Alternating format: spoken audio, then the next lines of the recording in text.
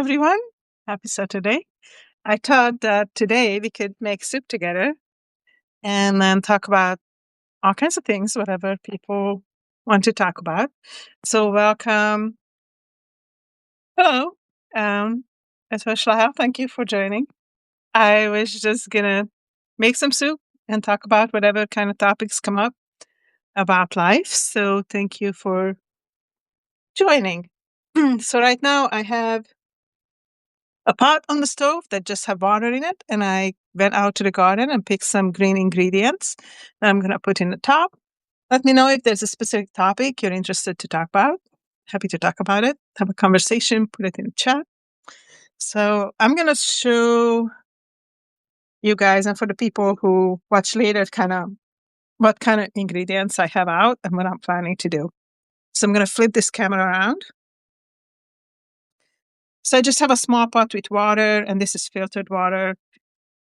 I have my egg and I have some buckwheat for the little dumplings I'm going to do. These greens I just collected from the garden. So I have parsley, I have chives, I have leaves of broccoli and cauliflower, and I have some baby broccolis in there. I have some peas, those are organic frozen peas. And I have some tomatoes that I dried earlier this year, and I have a few little other tomatoes that I'm going to put in. And I have, of course, all kinds of peppers. I'm definitely going to start with putting some peppers. Since I'm from Hungary, I love peppers. So I'm going to put 2 different type of peppers in this soup to start with, and some paprika, because you cannot live without paprika, at least in my book. So I am going to just start the pot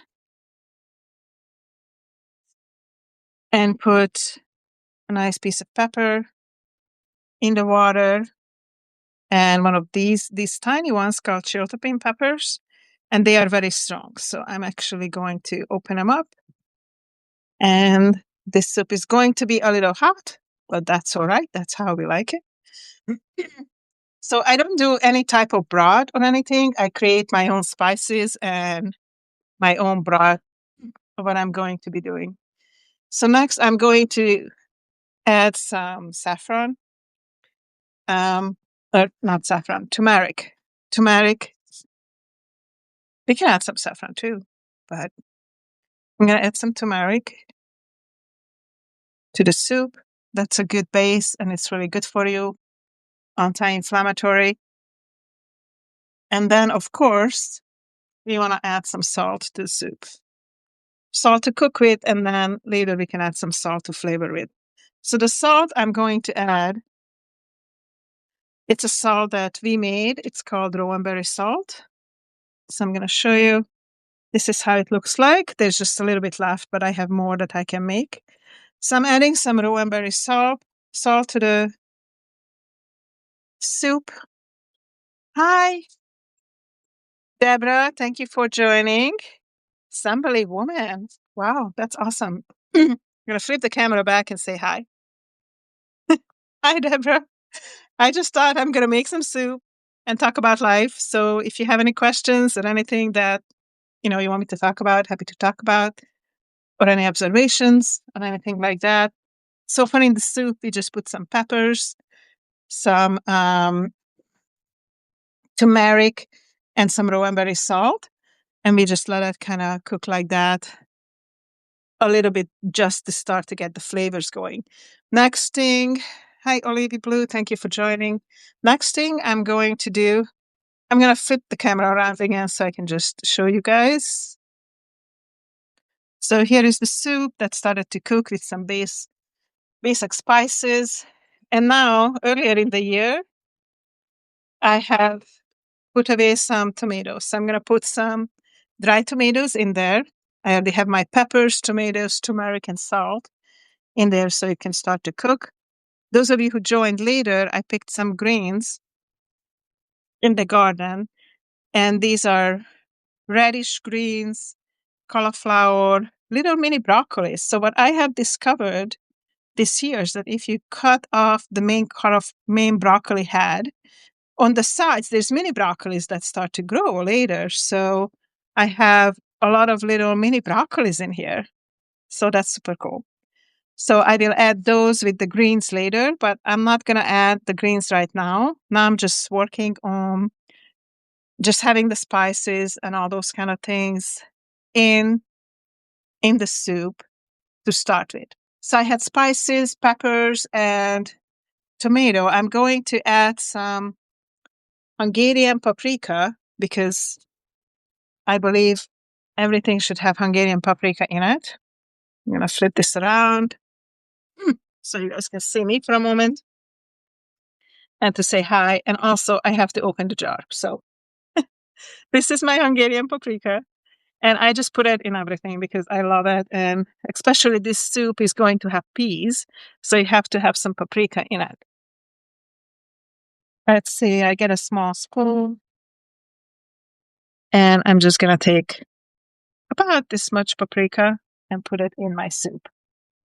I love a lot of paprika. I use it in everything. So that is kind of fun for me. So I've already added some hotter peppers in the soup before too. And I meant to see a friend today, and the friend just recently harvested some thyme. So I like herbs. So I'm going to just use about this much thyme and pull the little leaves off like such. So I just have the herbs and I'm going to put that in the soup. I believe in experimenting with different type of flavor profiles and see how things go. So let me know how things are going for you guys in this new year. And if there's any specific topics you're interested to talk about. I am by trade a nurse and I also have a PhD in public health. So if there's a health related question, I also work a lot in nursing and addiction and different type of fields. So if you have any questions about those areas or just anything else, I enjoy wellness, creating new things. I'm also an artist, a poet, and a writer and an author. So I'm a jack of multiple trades. So if you have any questions about anything or something specific while we are cooking the soup, I'm happy to talk about. So I'm just right now still pulling the little thyme leaves off and adding them to the soup. So some people buy soup stock. It's not something I ever done because in Hungary, when I grew up, we just simply made the soup. So right now, the next thing, I have a few little tomatoes out here, just like 3 baby tomatoes. I'm going to cut those up and add them to the soup as well. I also have some peppers in the freezer that I froze from the summer. So I think I'm going to get a few pieces of those and then I'm going to throw those in the soup.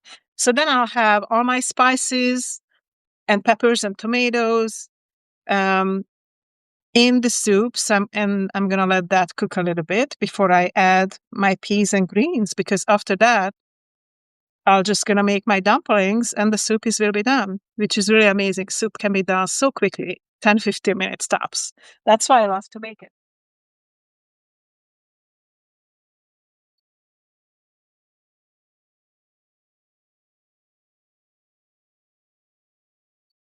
So these are some green peppers that I have frozen earlier from this summer. So I'm going to take out about 2 of them and I'm just going to cut it up and I'll show you guys in a minute. My phone is plugged in, charging, so I cannot, and I don't have a stable surface for it in the kitchen. But I'm going to flip it around and show you guys. I just cut up the 2 pieces of peppers and I'm going to throw it in the soup. So for those of you who joined later, in the soup we have some hot peppers, chiltepin peppers, and also this is just regular green peppers, tomato, turmeric, salt, and Hungarian paprika. And we just let that we're going to let it cook for a few minutes before we are going to add the greens and the peas that I picked up from the garden. And in the meantime, what I'm going to do in this bowl, I'm going to add an egg, a little bit of buckwheat flour, and some water. Mix it all together to make the dumpling. Let me see if I can somehow put this camera so you guys can see that process.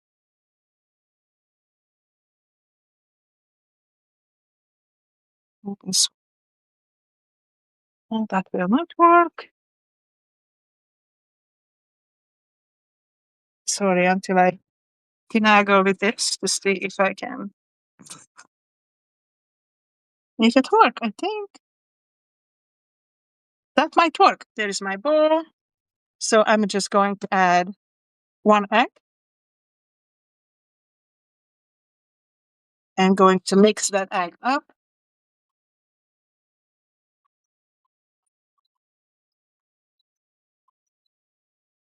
I'm going to add a little bit of salt, and this is just Himalayan pink salt.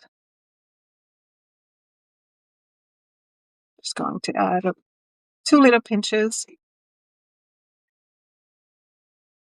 After that, we are just going to add just a touch of water.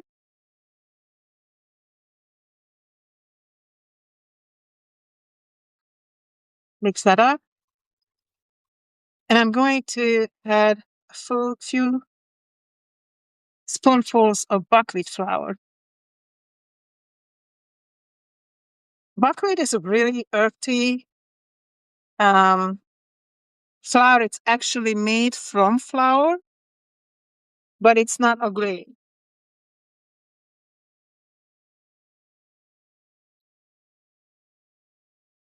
So it's really healthy for you. So I'm going to mix this together and we're going to let it sit for a few minutes. And this is going to be like the last thing you're adding to the soup, the dumplings.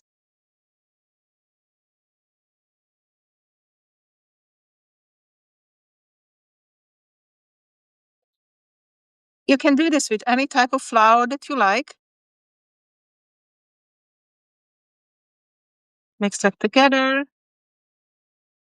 I'm going to add just a little bit more. In the meantime, our soup started to boil, so I'm going to bring it down a little bit. But it's starting to have that nice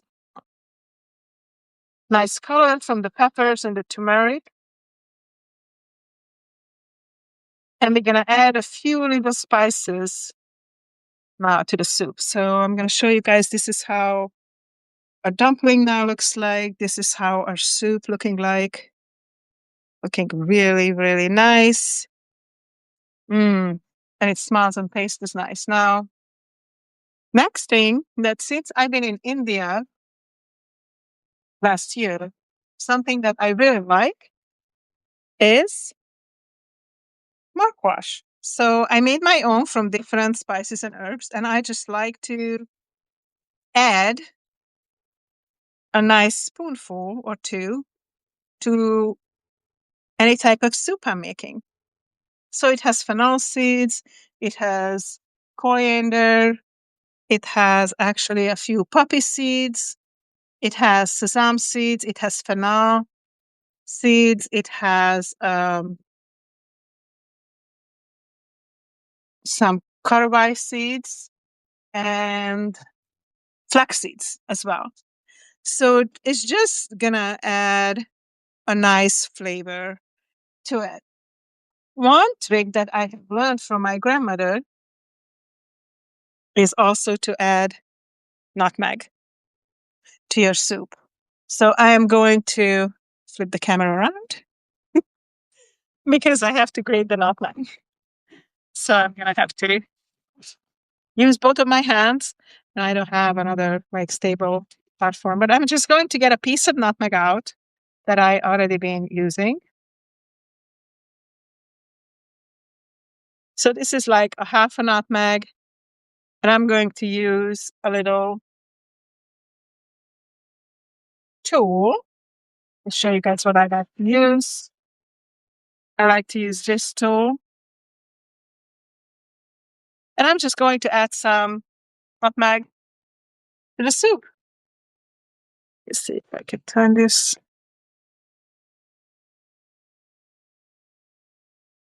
Sorry, I'm experimenting with this thing. This is my first time, and I decided I'm going to try to do this in the kitchen and see if it works or not. Well, it creates some difficulties. Oh, where to put your phone? So, while I'm doing the nutmeg, you see, if it would work right here. There you go. I have my tools, and I'm going to put the nutmeg in the soup. It is something that my paternal grandmother did, and it's a trick that my mom told me about. It's just made everything so much more flavorful. So we started with half the nutmeg, and I'm putting like about a quarter of it. So I have a little quarter left for the next time. So we have the nutmeg in the soup. Oh, and it smells so wonderful. Let me see. I think I'm going to add a few mustard seeds. I just like different seeds in the soup. And I really like caramel seeds. So I'm going to add just a pinch more. I think I had some in my spice mix. And let me see my spice order if there's anything else I might want to add. I think I'm going to add some white ground pepper. Just a little bit. Kind of like maybe quarter teaspoon in a glass. I like black ground pepper too, but white ground pepper is even supposed to be better for you. So our soup is looking marvelous. Taste? Smells great. And it really doesn't need a super long time to start to have those great flavors in it. And right now, I can show you guys, my dumpling is starting to set up nicely. And at this point, I'm going to put the frozen peas into the soup.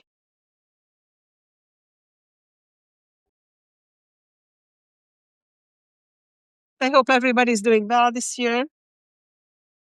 I just met a friend yesterday, and we talked a lot about public health and kind of different things that going on in life. And I just kind of realized how much I miss talking about public health since I have a degree in it. And it was good to just talk to somebody about it. So sometimes you don't miss something until it's staring right at you in the face and say, hey, I want to talk about this. So it was really good. We talked about different type of health assessments and needs assessment for a community to kind of figure out next steps, what is going to be good for your community. For that, you need to do some kind of assessment, right? To figure out what is your community needs. Because if somebody just comes and shows up and say, hey, this is what your community needs, your community might not need that. So I also like to compost, reuse, recycle everything. So the little stems from the thyme and the eggshell going into the compost that I use in the soil in my garden that, of course, grows all the things that I use.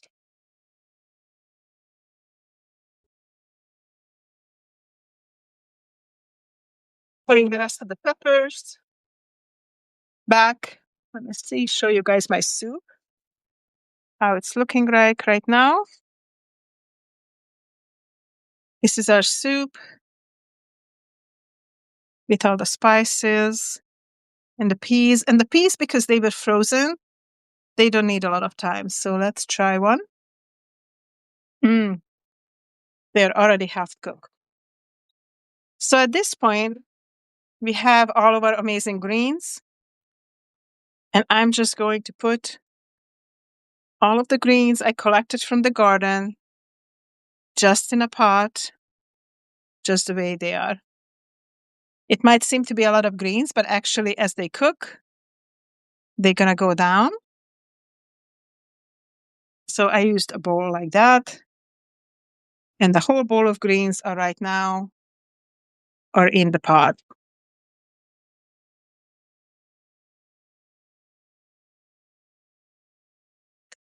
So I'm just literally going to give them 2 minutes, maybe even less than 2 minutes.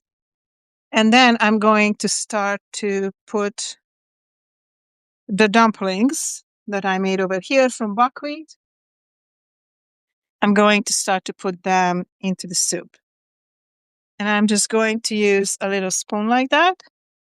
And how you make the dumpling is you just take a little piece, depending how big you want it to be, and then put it in the water. So we are, turn this around.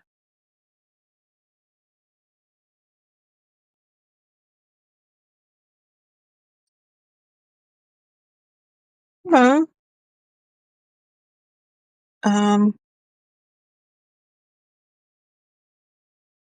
it's stuck.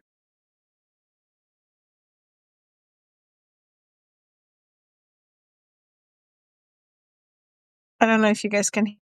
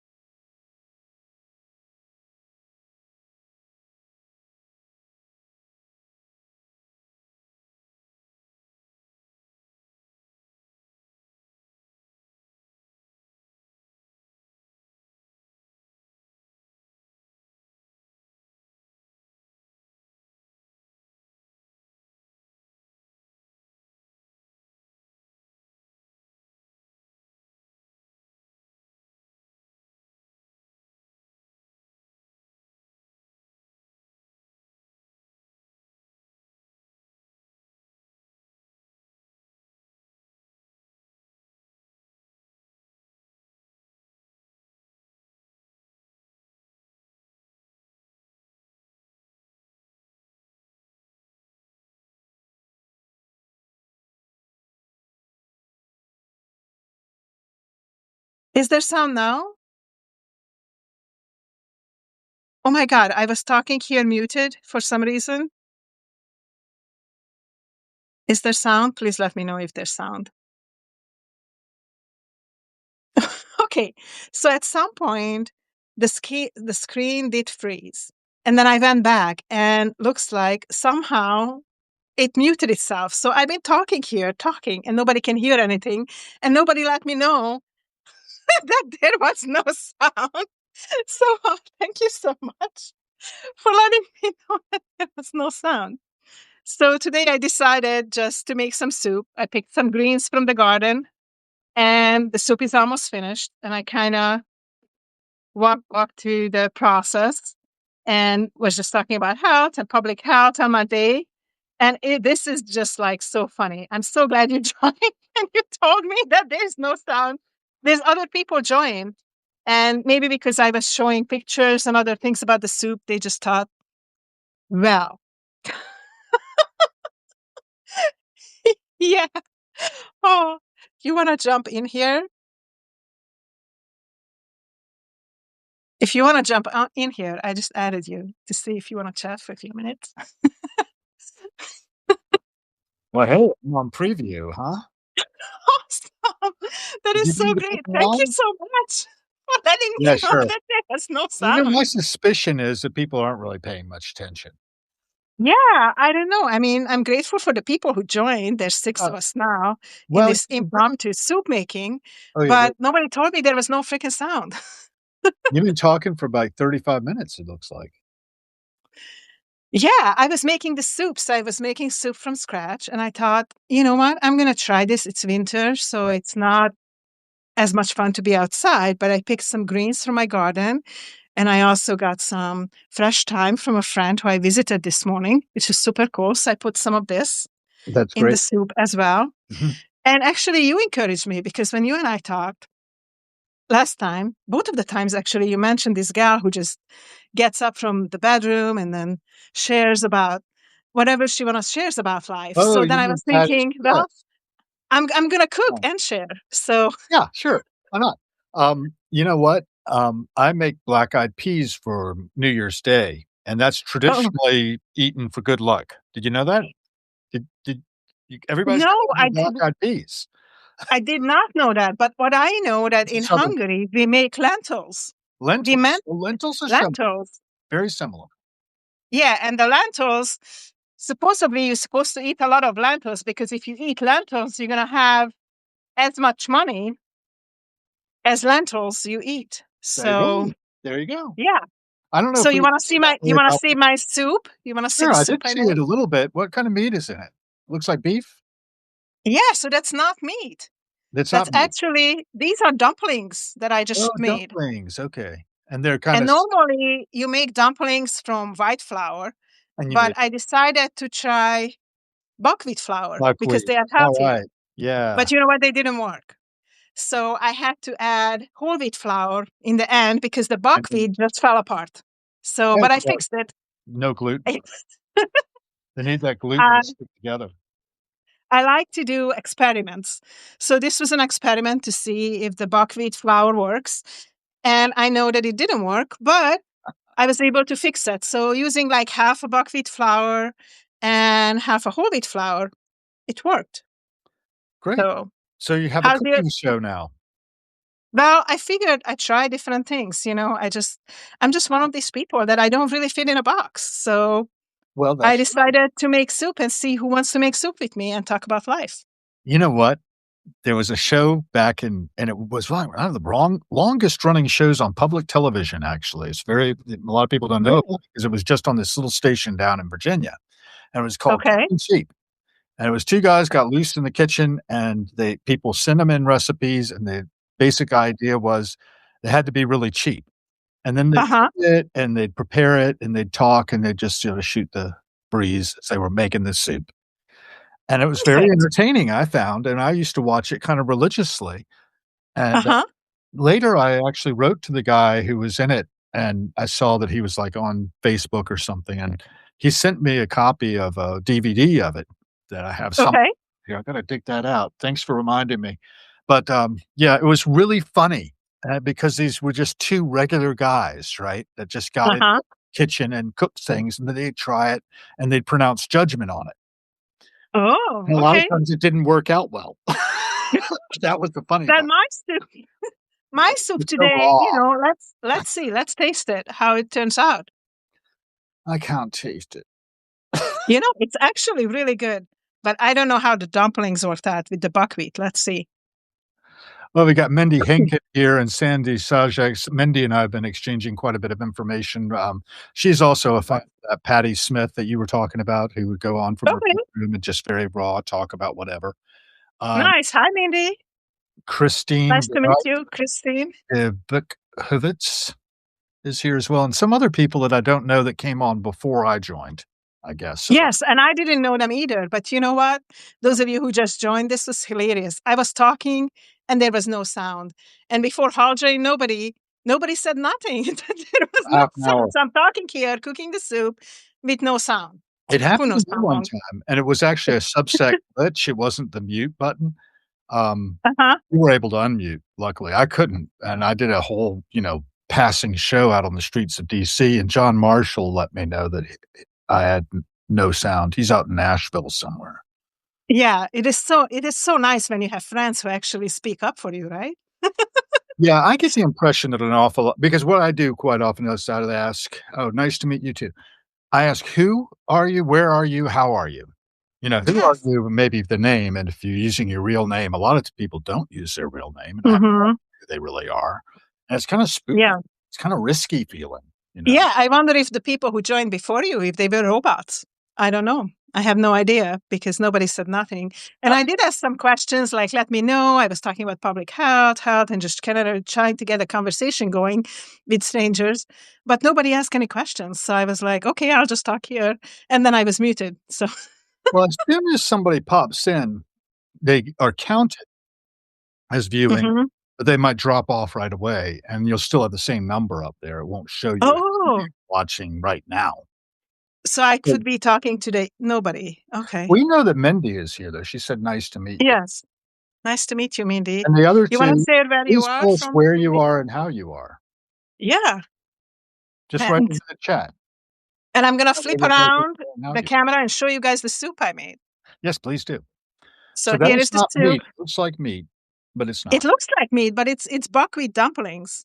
Yeah. And I have peppers and I have greens from the garden and peas in here.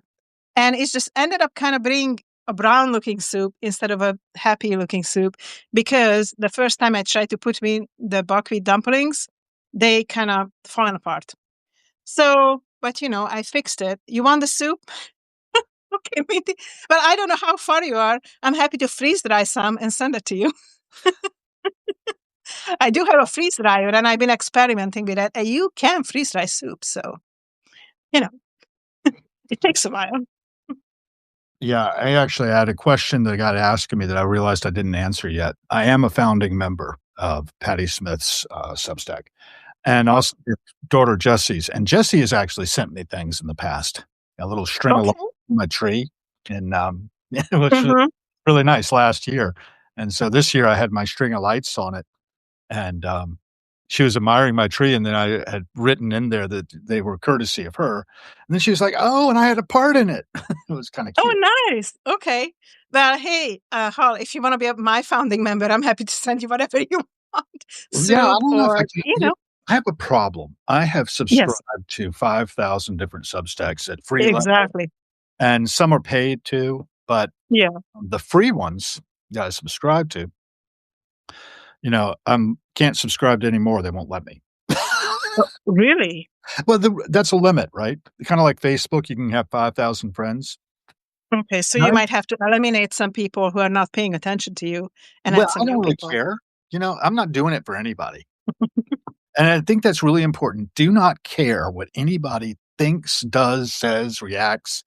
'Cause I've actually seen one person who was, like, doing this really cool thing, and they did it for, like, 7 weeks, and then they got really despairing because it hadn't gone viral. Oh, And I well, was like, "Don't yeah. despair, just keep doing it." No. That doesn't work in today's with so many creators and so many people out there. It's like you can expect just to go viral. Even if you have good content, you also have to love to do it. And I do love, like, I love these like impromptu conversation, what we are doing. Like, I buzzed you in and I learned that from you by you letting other people just saying, hey, join me because Gabriella disappeared, right? Yeah, I brought Sunny in because actually I was I'd basically forgotten that I was supposed to be on with her anyway at the time Yeah, I we had remember. scheduled. So I was like, Yeah. I do that sometimes. I double book myself. And then when Hmm. I knew Sonny was in the wings wondering what the hell happened to Hal. He's supposed to be on my Zoom and Hmm. come on the Substack, but that was lovely. And I thought that was kind of fun to anyway, introduce people who wouldn't have ordinarily met. And that's Uh-huh. what I like to do is take the, 2 connections and stick them together and then step back and see what happens. Yeah, and I love that. I mean, this says, I don't care that you laughed at me. Maybe we laughed with you. I don't know if we laughed at you, but Did we? Did we laugh at her? I don't know. Some I people don't feel know. that they're being laughed at, and it's not a good feeling, you know? So, No, it's definitely definitely was not intentional, if that's what. Yeah, I think we are laughing together and with each other and with the world, but definitely don't want to laugh oh, I at people for remember. sure. I put a little laughing face on something she said, and Oh, okay. instead of, But putting a heart on it or something. oh, okay. So that was And I it think was she good said intentions, she Mindy. felt that I just laugh at everything because I think it's funny. I think Yeah. life is funny. I don't even remember what we were talking about entirely, but Mindy got really curious because I was asking Patti Smith a question for Patti Smith's Smithposium she's got coming up on her memoir, Bread of Angels. Okay. You know anything about this at all? No, I don't. Okay. If you don't mind, I'll just tell you a little bit about it. Oh, please do. Patti has been doing memoir stuff for a while. She had a Okay. relationship with Robert Mapplethorpe, the photographer. Are you familiar with Robert Mapplethorpe at all? No, I'm not. In New York City, back in the, I don't know, whenever, 60s or so, Patty had come up from New Jersey, where she had been raised, to the city, and Robert Mapplethorpe was living there as well. And I think Patty was on a bad date, as I remember the story in M Train, I think, or maybe it was in Just Kids, another set of nonfiction, sort of memoir-esque writings that she did. Just Okay. Kids written for Robert, because she promised him she would tell his story. He died of AIDS. Uh, Oh, okay. but she and he had gotten together. Oops, did I lose you? No, I'm here. Okay, I lost the screen for a second, and I don't I'm know what here. I did. Get it back. Hang on a second. There we go. I can hear you. Anyhow, the, story went that she was, like, on a bad date, and she was scared of the guy she was walking with, and Mhm. she did this thing where she pretended she just saw Robert sitting in a park and went over to him and pretended he was the jealous boyfriend. They had never Oh, met. okay. And that managed to get her away from her bad date, and then Robert and she became friends. And Nice. one thing led to another, and they had this relationship. She's kind of famous, for an album called Horses that came out in 1975, Okay. The year I was born, so, and you know. she's known as the godmother of punk, and she just finished the 50th anniversary of Horses, Oh, tour. nice. And she also put out this book, Bread of Angels, which is a piece of memoir about her childhood and, I guess, onwards in, marriage. She married the guitarist who, led or was part of MC5, another 1970s band, and he died fairly young when her daughter Jessie, I think, was only 7. And so Okay. she went back to work after that. She sort of retired to raise her family, and then when he died, she needed to, of course, make money, so she went back out there and wrote Just Kids, published that, and it got, I forget what award it got, maybe it got into Pulitzer or something. It got really high marks for what it was. M Train was really good too, Year of the Monkey. She's done quite a few books, and you've done quite a few books. Why don't we talk about your books? Oh, should we? I can go Why not? upstairs and show you. I can show you some of my books. I don't know any. A friend just bought two of my books, two of my most recent books, which was super cool. She just said, "Oh yeah, bring them in town if you have some extra copies. I'll buy two of them." So that was so cool. It's always nice when somebody buys your books. So my most recent book is this one that called Nature Walks Across Continents. And This one I did with a friend who lives in Hungary. And for those of you who don't know, I had an injury in April, Oh, and I spent a lot of time in nature to help recover my brain. Oh, you were also in a book? Oh, nice. That's lovely. So we did nature walks, and we just did like this on Substack. We went outside mm, and we walked in nature, talk about plants, talk about life, all kinds of stuff. And then 6, 7 months later, we were like, we have so much content. And what I had to start to do because of my injury is that I couldn't type, couldn't spend much time in a computer, but I could speak and do videos like this. yeah, Then with Substack, it was really cool because I just took that content right. and then I reposted it with some editing as a blog post. Yep. So we gathered all of our content and put it in a book. And that became the Weaving Connections series, Nature Walk Across Continents. And since I'm also an artist and I started to paint more after my injury, so this cover is actually my painting. Oh, neat. Yeah. Yeah, and the little symbol is seen in the corner. That's Uh-huh. a Weaving Connections series symbol. That's also a little painting I did. Leaving connections. Yeah, I love that. Because I like to do the same thing that you like to do. I like to create connections among people, and I love when I'm able to do something similar like you to connect people together and create something good from it. Yeah. Or, So, create something. It might be good. yeah, hopefully. I Might not mean, be. that's the whole idea, right? To create something positive and supportive for others. It's the And the intent. previous book that I published earlier this year, Uh-huh. this is a very long and complicated one because this is what actually part of this book is my dissertation in public health. So Right. it's called The Comprehensive Emergency Preparedness at Community and Hospital Levels. So what I did, I went across the Pacific Northwest Mhm. and I interviewed emergency preparedness managers in the hospitals about a new emergency preparedness law that came out that they had to implement and see how that was working for them. So the study and the results are in this book, plus also I am a volunteer at the Cannon Beach Medical Reserve Corps. So in case of an emergency, I have the training to help people if there's a disaster. So some of the things that we do in the Medical Reserve Corps and in a community, they are in this book. So I was hoping that that will help maybe other communities or other Medical Reserve Corps. And part of the proceeds from this book goes to the Medical Reserve Corps, of Oh, course. wonderful. So these Wonderful. are 2 books, and there's more, of course, because I published like 16 or 18 books by now. But hey, Ashley, I heard you you said you did found me. 18. There's Ashley again. Yeah. I Yeah, actually ran hi, across Ashley. her Thank you one for time, joining us. and I was crossing the Taft Bridge, and just impromptu, I managed to coax her into going live with me. That was kinda cool. Well, I just threw a question in there to you. Have you ever heard of Dr. Terry Jodrey? He's a medical doctor. He's with the WHO, and he travels around the world helping emergency crews set up in No. places like Ukraine, Gaza, um, Oh, I love that. and I would love to do stuff like that. Yeah. he's based here in DC. He's a friend of mine. Oh, okay. No, I have Also, not heard of him. there's a retired, psychiatrist, but also trained in emergency medicine originally in the Navy, Dr. Ronald Earl Smith, and, Nice. he's a real character.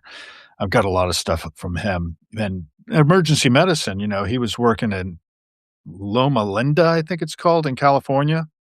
It's down Okay. somewhere near San Diego, I think maybe, and they were Okay. getting awful lot of immigrants coming across the border to have their babies and things like that, and so he's got a lot of war stories of, the kind of they also saw more gunshot wounds than just about any other hospital being down that way. Okay. So that was Yeah. kind of interesting, and, people have lived through that stuff and have to get their hands in there and help people. What a Yeah. tremendously unnatural kind of situation for us to go through. For instance, I've not watched this, but there are a lot of people who are watching right now. The Pit. Have you heard about Mhm. that series? No, I have not. Okay, it's based on emergency room in Pittsburgh, Okay. and apparently it's I like think I've everything that seen can it. I've happen. seen it like an advertisement for it, but Right. that's about it. I hear it's really good. I don't know if you'll like it or not, but, because it's a little intense, apparently. I Okay. try to stay with it. My wife is out there watching Stranger Things right now, so Oh, she's getting mhm. the whole last season in all at once, and so I'm waiting till that's over, and then I'm gonna go out and start a fire. And Uh-huh. in the fireplace, not just randomly. Yeah. We don't want to start random fires for sure. There's enough Mindy's disasters brother out there. works on a medical chopper, it says here. Yeah, thank you so much for doing that for your brother, um, because that's really needed. Many times somebody just need to be lifted up to taken into a safe place and get medical care. So, Yeah, I've only I had believe it it. from the patient side. Yeah, And I tell you, George Washington University Hospital here in DC is like constantly it's like a mass casualty event. mhm. People screaming, carrying on. I thought that I was in the middle of one when I was having a heat stroke Oh, no. some months ago, but I'm better now. I survived it, didn't have any brain damage. They did notice that I have brain shrinkage. That's when I first learned that my brain is shrinking, but apparently that happens to everybody. Oh, really? Yeah. It doesn't happen to chimps, though.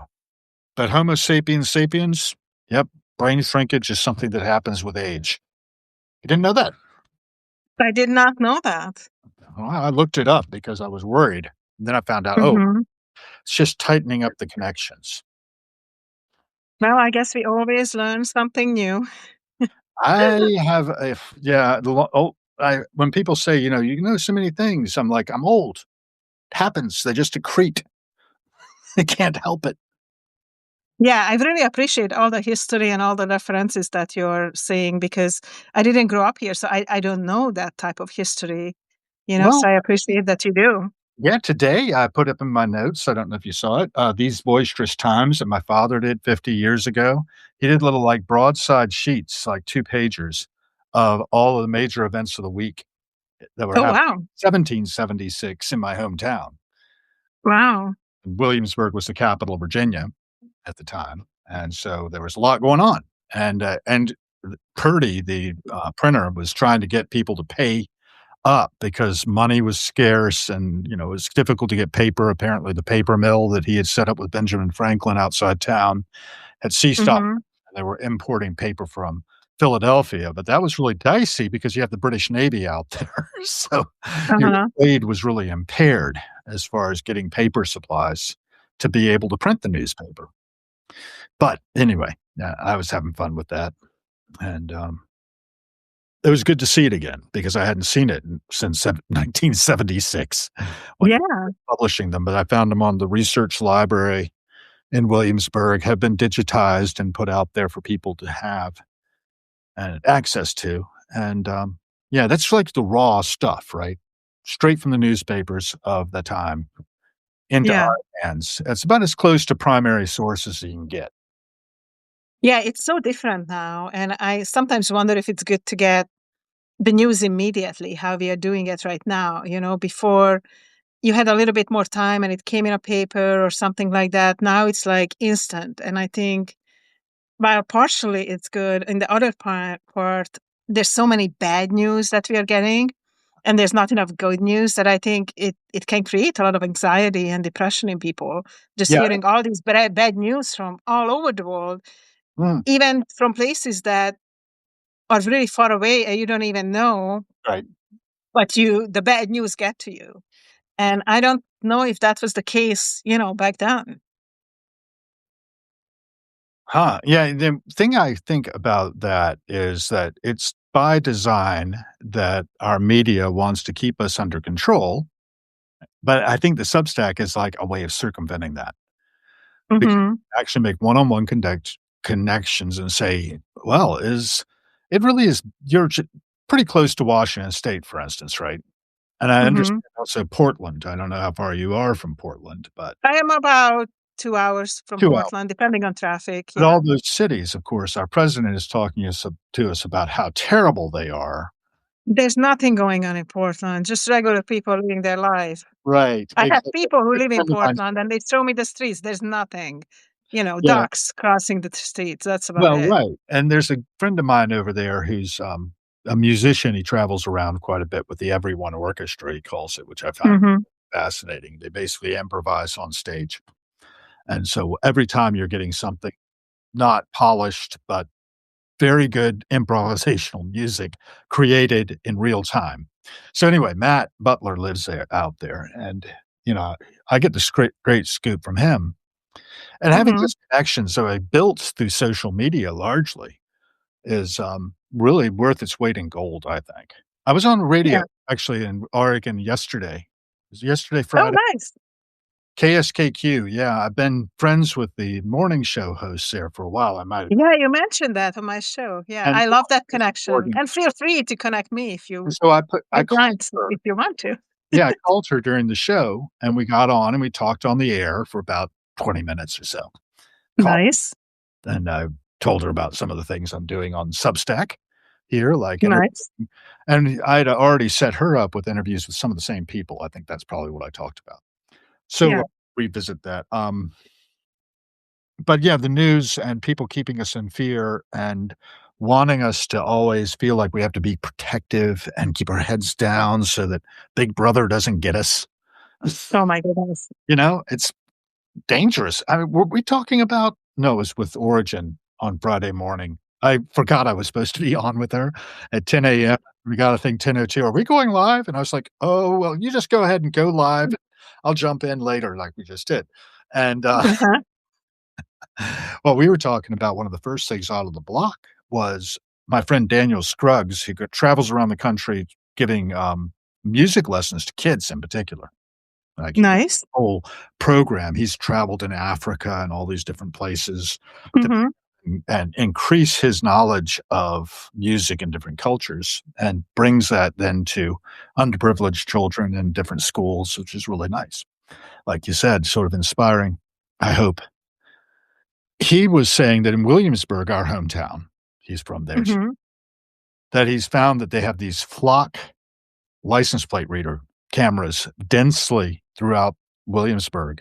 So you can't really drive around without these things collecting data about you moving. They know where you are and when you've been there, so they have Right. Who cares where I am? I and mean, apparently they only hold it for 30 days, but it's mhm. a way of, basically surveilling the entire population, and he's not good with it. I'm not good with it either, really, I'm and not good with that either. we started talking about the Electronic Frontiers Foundation and their work against this kind of surveillance. Mhm. Very I know why they're doing it. I get the idea. We have the technology, so why not use it? But controlling it, making sure that privacy concerns are addressed, we need to know about that stuff. We need to talk about it. In Yeah, I think it's good to talk about it. in Yeah. the city forum, that we have here, this is this city that we are in Substack, because I think Mhm. Substack has I don't know the daily usage, I'll have to check it again, but it's only like 5,000,000 or Mhm. it's fairly small still. The platform is not huge. Maybe there's But 20. it's growing. You know, and more people find out about it. Yeah. Yeah, my point being that it's a fairly small community. It Yeah. still has that kind of feel like the early internet did when we started first Mhm. social with each other and Mhm. reach out and touch somebody at distance without having to Yeah. call the phone for with a how much did a long distance call cost? By the way, Oh, when it used to cost so much. Now we just pay by paying for the phone, and then you can use Wi-Fi. Yeah, but you still pay for it because you pay for the Wi-Fi too. So we but just it's pay for not it nearly what it differently. was, right? Yeah, it was very expensive. I know because I had family in Hungary and tried to call them, was a fortune. Yeah, Exactly. So, when did you leave Hungary? about 30 years ago. 30 years. Okay. Hmm. It's What been is a that, while. 1995? Hmm. Yeah, 95? Yeah, and that was when why did you come leave exactly? Did you come to school here or what was going on? I actually got married, and my ex-husband lived here before, and then I visited, and then we went back to Hungary. I had my son there, and I just, the life was better. Jobs were easier to get, and it was life better here. So we moved here, immigrated here. Were you trained in Hungary? I was trained as a nurse in Hungary, but when I came to the US, I had to redo all my schooling. At first, had to learn English, and then I know some English because I learned some in my school, but not enough to fluently speak. Right. So then I did ESL classes, and after that, I did training as an LPN, then an RN, then as a BSN, and then a master's, and then I did my PhD in public health. So A fantastic career and a fantastic field to be in, so needed. I think I did my MA and my, BA first, of course, and then my MA in German. oh, Yeah. nice. I I'm not love that. using it. I can read it, Well, and I like to read it. I like to read Danish too, for that matter. I just found that I have a mhm. whole book on the Scream that I I got. understand Oh, a little. I speak a tiny, tiny bit of German, but not a lot. well, I that's can do the numbers and, basic things and read stuff and yeah. well, I had then, worked in historic trades between my BA and my MA, and I was doing translation of 18th century German technical stuff for Colonial Williamsburg. Oh, I just nice. got back from my MA as I had just put my first wife through school to get her certification to teach art.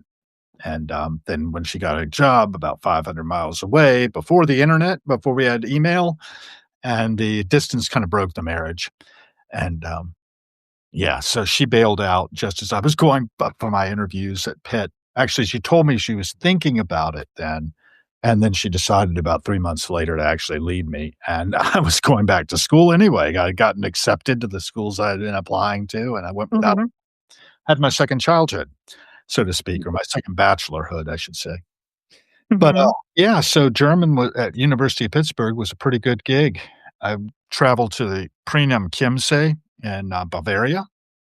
I've Okay. never been down that way, but, very pretty area, and they had a Goethe Institute there, and I did an immersion program for 8 weeks in 1994 to get my German back up to snuff, because 'cause it's been 8 years since I've been in Yeah. college, Yeah.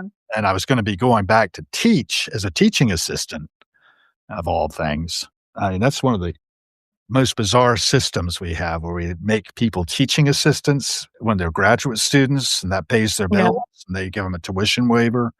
So, basically, it was paying me enough to live on. In Pittsburgh, you could live pretty comfortably on a graduate student's TA-ship. Oh, okay. I also did teaching assistant and I did teaching too. I was teaching nurses Do you like for a it? while. No, I did not. You didn't? Well, the problem was that nursing is really competitive. I'm sure. And I like teaching itself. I didn't like dealing with the students because the students really wanted to be spoon fed everything and didn't want to look up any information. Mhm. And also in nursing, when you do a test, there's a good answer and there's a best answer.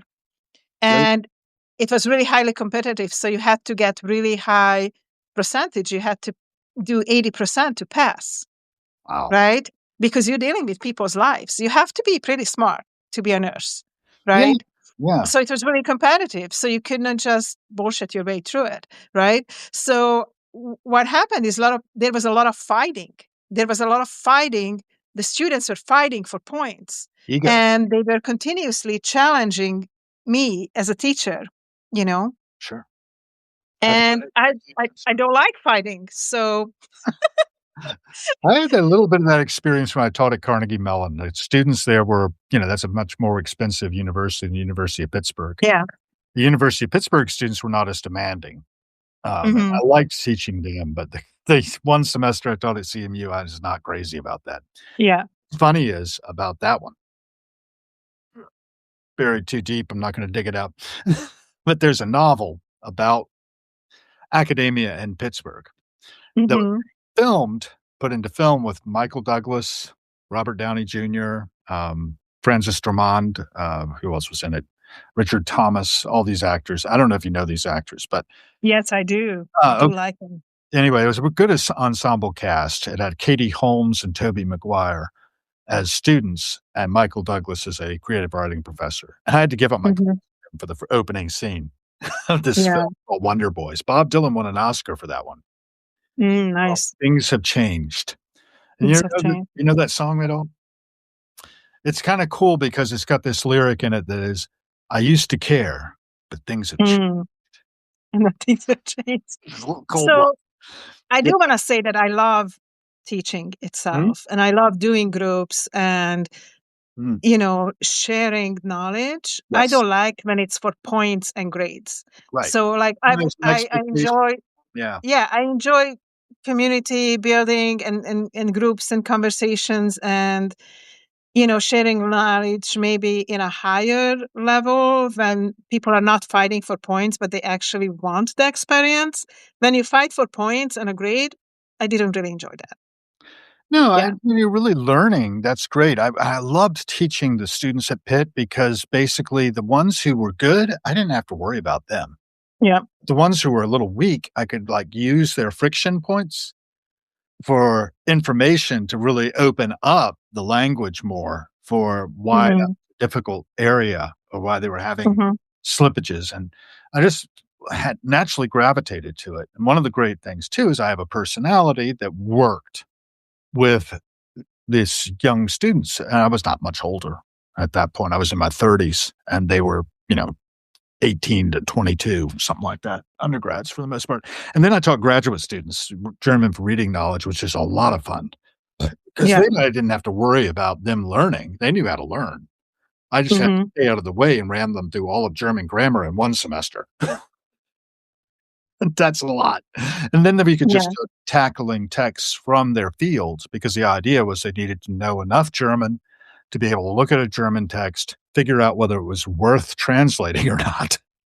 Hmm. Then they'd probably have somebody professionally translate it if they needed it that way. They didn't have to necessarily be fluent in German. They just Yeah. had that reading knowledge of it.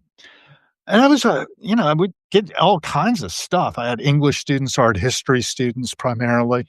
So that's the kind of things we were looking at, which interested me because at the time, after being a teaching assistant, I took a job in the Carnegie Museum of Art in conservation because I'd been conservation Hmm. in Johannesburg before that. And speaking of medical, that's kinda like that, except your patients don't heal if you slip. Yeah. Another Probably thing not. another thing you were saying, which reminded me of Terry, who I mentioned earlier, the emergency physician who goes around with the World Health Organization, going Hmm. crisis areas to help set up emergency services. He says he just makes the interns cry way too often, though he's doing it less and less as he gets on, but, that's so intense because, you are dealing with people's lives, Yeah. and, mistakes can cost somebody their life. Absolutely. So, it's That's an everyday life of a nurse or a doctor or anybody in a medical field. Like you have to make a really quick critical thinking decision in a split second, and that could save somebody or cause their life. And life is so precious, right? Yep, So you you cannot want to save try to them. save it. Yeah, you can't save them all. And yeah, That's those that'd be great. patients, I remember all of them who died, even if they wanted to die or end of life, they stayed with me. So. It's very interesting. How do you cope with it? You know, Is that can I ask that? I mean, I don't wanna open up a sore area. no, no. I mean, I think sometimes it comes to your mind just like with regular grief, you know, Mhm. it depending on how long you cared for the person. And like when I worked in long-term care and I know the person really well, and then it become their end of life, that person stays with me. And occasionally, like right now, this was the first person I thought of, and I was the last person to give him the final morphine dose, and I was the one who had to call the family. And you know, in a hospital, if it was an emergency and you had to do CPR, I remember those people, but they stayed with me last because I just took care of them maybe a shift or two. It was less um, less connection in a way, but still they are part of my life and they always gonna be because they died in front of me. I mean, it's not something you forget. Even if you don't know the person, you're gonna remember, but I took care of these people. So, they are part of me in a way, Yeah. Mm, in a way, spiritually, they are still connected, even though they have passed on because they touched my life yeah, and yeah. they touched it with such an I mean, birth and death are really intimate, right? Yep. So I was there at the last moment. Even many times my family was not there, I was there. Got really And close to that with yeah, my dad. Luckily, I was able to get there, and I was able to make sure his sister was hmm, able to get there as well with the help of her son. She yeah, had to drive 2.5 hours at 93 years old to be there and hold his hand as he passed. Yeah. yeah, It was, I was grateful that I was able to do it, though. Yeah. yeah, of I have a course. lot of gratitude for that experience. Yeah.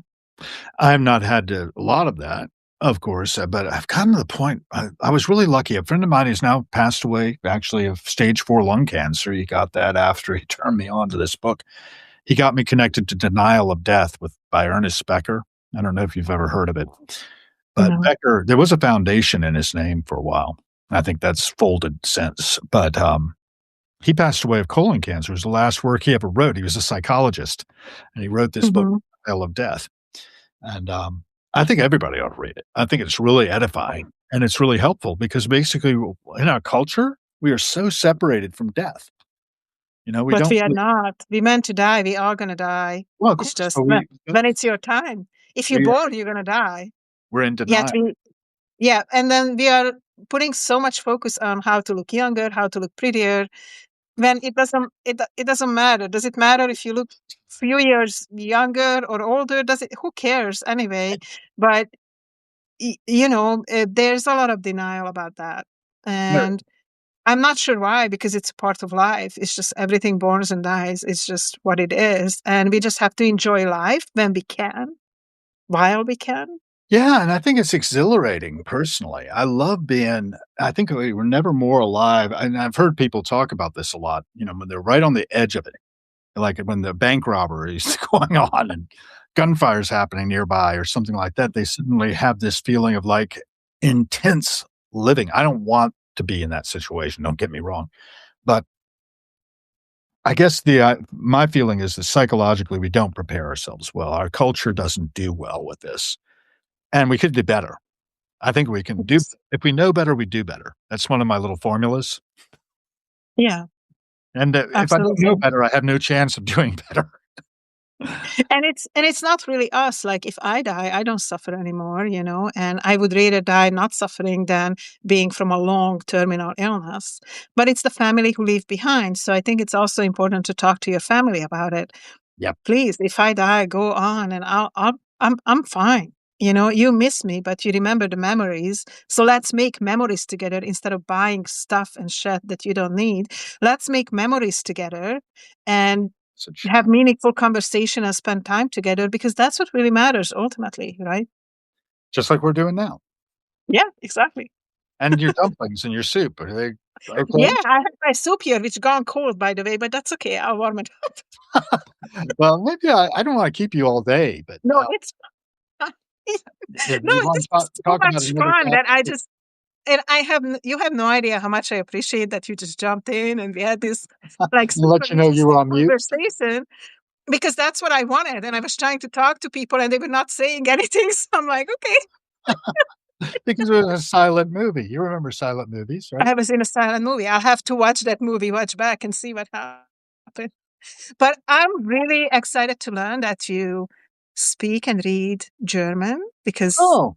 that I think that's really cool. And one thing that we are starting to do with our books, we are starting to translate them into different languages. So if you're interested in participating that. Well, probably wouldn't be able to translate it into German. I'm not that fluent. I got lots of friends who are. Um, But but I have this translation I worked on that I never really polished up and published beyond like putting it into bits and bytes on the internet. mhm, It's called Handwerk in Künste und Tabellen, which means trades and arts and tables. nice. And it was a Hmm. vocational textbook done in 1767 to 1777 by Peter Nathaniel Sprengel and Otto Ludwig Hartwig in the Berlin Okay. Realschule. You know the Realschule, right? That idea, Yeah. technical school. And Hmm. they're going out into the workplaces and taking down all the information about the trades right at the juncture where they're about to switch over to industrialization. They're doing Mm-hmm. glass, the peak of hand trades, hand craftsmanship. And that's what Williamsburg was representing as well. We did a lot of historic trades preservation. I worked in the foundry, then the gunsmith shop, and then I went behind the scenes into conservation. And as I was mentioning conservation, of course, we were using a lot of medical tools and like I learned to x-ray things, but I was using the x-rays for archaeological iron, right? Hmm. See Yeah, whether yeah. there's anything in there worthy of conserving in this lump of rust that had come out of the ground, things like that. Anyway, it's all good. Yeah, I'd like to get into that. I was just pulled off some of my old books off the shelf. This is Nietzsche for beginners. Hmm. And I'm always just surrounded in my different archives of things I'm interested in. Yeah. Like it had this polyglot feeling about it. I'm interested in everything. We do have the Intrepid Editor Press joined briefly. I don't know if DePhilip Chalmers is still here, but I've got some of his books around. Um, I don't know if you know who he is. Did you know him yet, or have you crossed paths with DePhilip I, Chalmers? I don't think so. No. Well, I hope you do, because I think that you all have something that would work together, and I think he's out there in Oregon. If I'm Oh, not really? Okay, that's Northern would be funny. California. If you're listening, tell me. We also have Richard Hogan, MD, PhD, too, with DBA is joined. He's commonly on my streams. I don't know if you met him Nice. before, but he's written some poetry and things out there, I think. I I'd like love to invite poetry too. Hmm? I love poetry too, and I have 3 or 4 poetry books out there. Yeah. You do, that you wrote. Yes. Great. That's Some I did. There's a few that was a collaboration. Yeah. Do you have favorite poets that you sort of are inspired by or anything? Um. Well, I started to write poetry when I was 6, so I kind of just and I can't say if somebody inspired me, but Abs I always liked poetry, and it's not by just that I pick up a famous thing. Petőfi Sándor in Hungary was, and Jókai Mór were like some of the more common ones.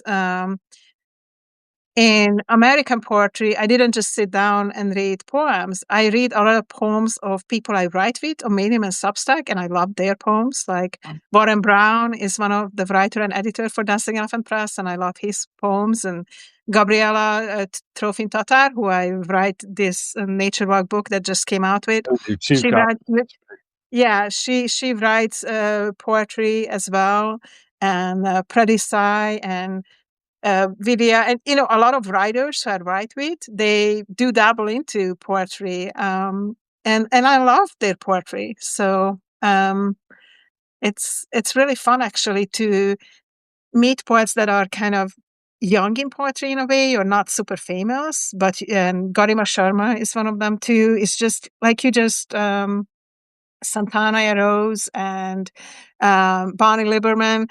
You just read their poems, and they just come from a heart. And what I always tell people about poetry, it doesn't have to be perfect. It's just whatever comes, you write it down, and it's a poem. And I love to do poetry circles and all this kind of stuff. So I could talk about probably poetry forever. And um, yeah, I can just write poems on the fly at any time, at any moment. I did one this morning as I walked outside, and I was just saying words, and it became a poem, and I still have to put it up. But Okay. I just I don't know if there's specific people who inspire me. I think just everything around me and the people who are around me inspire me. But I don't have like, yeah, Edgar Allan Poe. I can put out famous names, but Oh, yeah, I like it's Edgar Allan. I can't say that he inspired me. I can put out, Dr. Seuss. Yeah, I loved some of the little Really? rhymes and poems Yeah. he done, but Ogden Nash. I don't know. I You don't know don't know him. Ogden Nash? I I can't do not. Ogden Nash. But I This is but I I know don't the one just that my sit wife down. wanted to recite for our wedding. Okay, it's called You know. Typical Wedding, and I don't know if I can Yeah. recite. You ready? Okay. I'm ready as ever. It goes something like, near or far, I am happy where you are. Likewise, I have never learnt how to be it where you aren't. Perfect. It goes on at length. Should you linger late at shops, I long to telephone the cops. Is your Uh-huh. train a minute slothful? I go the station master wrathful. But how contentedly I view any room containing you. So, I can't remember the rest of it entirely. I probably could fish it up, but those are some of the later verses. And, yeah, so anyway, it's, basically I wanted to recite it in the wedding, but I didn't have the guts. Instead, I just had our wedding singer sing 2 songs or no, 3 by Cole Porter. One was called, what was it called? "It'd Be So Nice to Come Home To." I don't know if you know Mhm. Porter's songs, Night and Day, because I that's have to hear them, honestly, I'm not always good at the titles, Night but and if I Day. hear, I might recognize. Yeah. Night and day, you are the one. Only you under the moon and under the sun. In the roaring traffic's boom, in the silence of my lonely room, I think of you. Night and day and night. Why is it deep in the heart of me? I can't. But anyway, it's really very beautiful and very intense. And the movie in which it's set, I believe, it's called Top Hat. And Mhm. it's, Fred Astaire and Ginger Rogers, and Fred's singing it to Ginger Rogers as she's trying to sort of, like, get away from him. Mhm. I don't know, big fan of Ginger Rogers movies, but I think that it's just amazing, kind of aesthetic that they had in the '30s. And what else do I wanna talk about there, with poetry? I mean, mine are Theodore Redka. Have you heard of Theodore Redka? Died in No. '63, drowned in a swimming pool. Very sad, but Um, he was doing a lot of nature stuff too, and I think you'd like him probably Mhm. if you Yeah. pick him up. And I got into him and I had heard about him, but I got into him because I took a class in literary criticism at Randolph-Macon towards the end of my tenure there. We had a January term in which we just took one course, and we Mhm. his poetry, "Surfacing" by Margaret Atwood. I was talking about that with somebody today. I think it was Lee Penman was saying that he wanted to get Margaret Atwood's latest piece of memoir. Are you familiar with her? She wrote The Handmaid's Tale, which was a miniseries that No. was basically like when I saw Margaret Atwood at the Smithsonian, she said, "You know, this was not supposed to be a textbook, The Handmaid's Tale." Mhm. Really I awful. heard of that. I mean, heard Okay, of that title, yeah. there you go. Yeah, it was, starring Elizabeth Moss, and Lennon Mhm. went to one of these, Smithsonian resident programs in which Margaret Atwood, the novelist, and Elizabeth Moss, the actress, were, part of the panel or, they did a little talk about it. 'Cause it was very popular, especially in the Trump administration coming into being and all of this sort of, like, weirdness that's happening in our culture. Well, I probably ought to let you get your soup. It's 5:02, and I bet Stranger Things is probably over out there in the living room. Sounds good, but I really appreciate you jumping in, It's and a I love pleasure. that you love poetry, so Yeah. I might have check out some of my poems. I wrote one for a Oh. Christmas or welcoming the New Year, I think. It's on Mhm. I don't know, I think I might have put it up on Substack, but And you gotta put in yeah. that you did this morning, right? That's gonna come to out, soon. That's gonna come out. Yeah, that's gonna come out. I still have to upload it. It's just words. There's no, video or anything, but That's yeah. fine. Lovely. Well, Okay. thank you for having me on an impromptu like this, always fun to do. Yeah. And all the rest of you all, if you wanna come on with me sometime impromptu, if I ever do this again. I'm trying to do less of me and more of other people. That's sort of my thing. Sounds good. Thank Yeah, you. I have some interviews coming up too, so yeah, tune in to either me or Hall's Substack, YouTube. Yeah, we are both on YouTube as well, both on Substack. And you just put in our name and you'll find us. So thank you so much for everybody joining for soup making. Even though the soup went cold, the conversation was great. Lovely. And until we see you guys next time, have an awesome new year. Take care. Bye, everyone. Bye, everyone.